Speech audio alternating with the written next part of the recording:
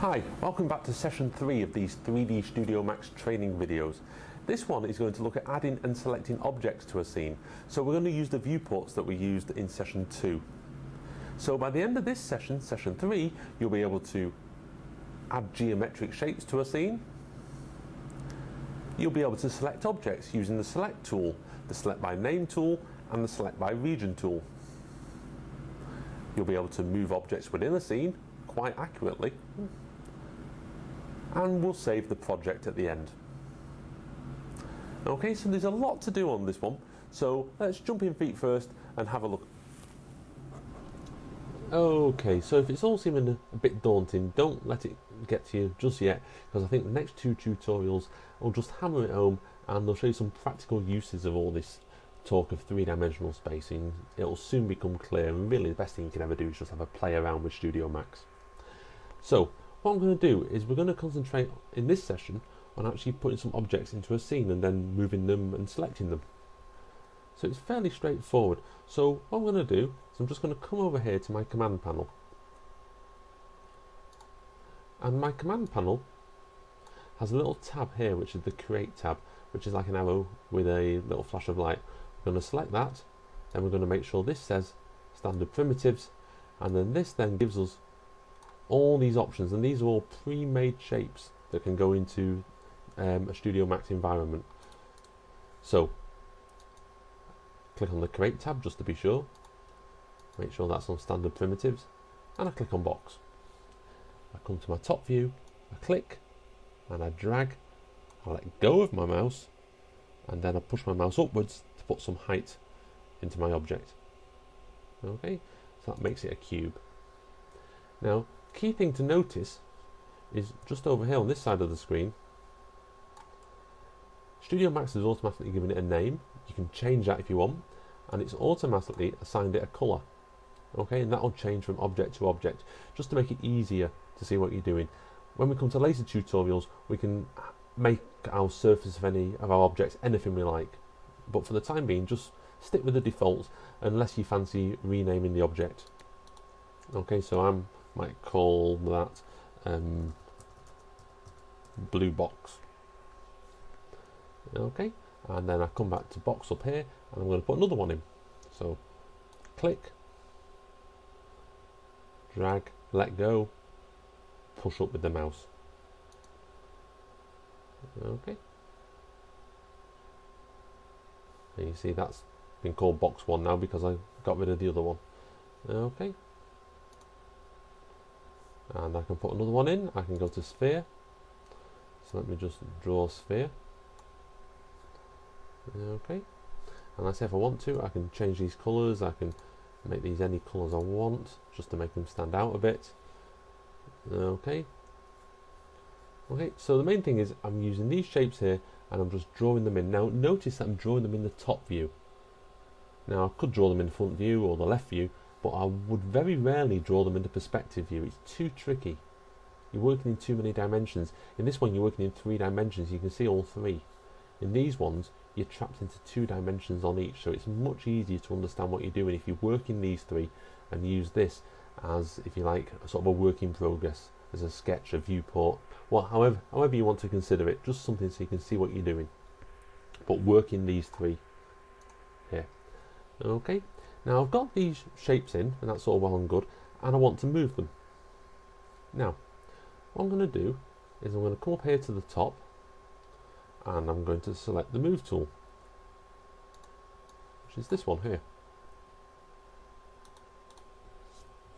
So I'll come up, select it, and I'm going to move these objects. I'm going to click on the lines where these objects are. You'll notice that as soon as I click on it, these arrows appear. And if I click on the edge of these arrows, just let me try that again. Okay. Okay, and I should be able to click on the box then. I should be able to move it along these lines. So you notice I'm in the top view, so I'm moving it. I can move it anywhere on my map. So if you think of the top view as a map, I can move it anywhere on the map.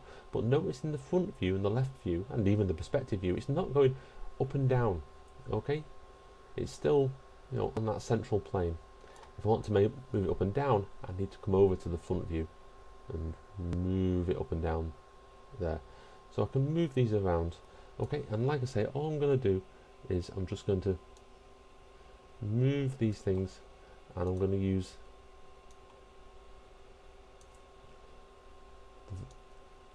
just the top, the front and the left view to move them. So get used to them, but keep an eye on what's happening in the perspective view.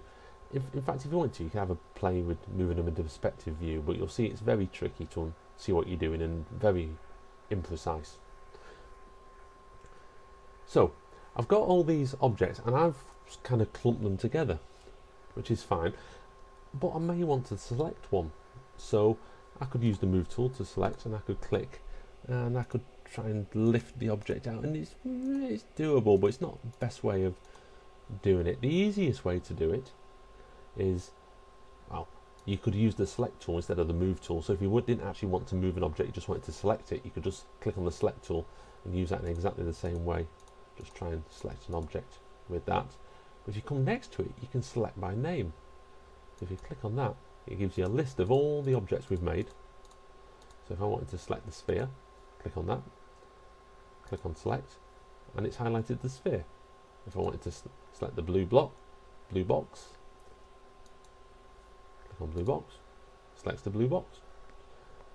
Okay. Now the other way of selecting is to use these selection tools, and I'm just going to click on this one on the left hand side, which looks like a square with a load of dots around it. And if I want to select everything together, I can just click and drag, and it selects everything within that area. And if I'm careful, and what I'll do is I'll just use the magnifying glass now to zoom in. Okay, but let's say I didn't want to select the sphere, I could use this box and I could move, select, and I could draw the box out. And notice I'm not going to go over the sphere, I'm just going to go over the edge of the two boxes, and it only selects them and not the sphere. Okay, so the last thing we're going to do on this session is we're just going to save our project. So I'm sure you can probably work this out for yourself, but all we're going to do is we're going to come up to the file option here, and we're just going to file save or file save as. So file save as. Now I've set up a new folder in my documents. So if I just click on here for my documents, and I've called it 3ds for 3D Studio, 3D Studio Max, 3ds scenes. Double click on that, and I've had a couple of practice runs before we've done this, so let's just call this test scene 03. Okay, and there you go, it's all saved.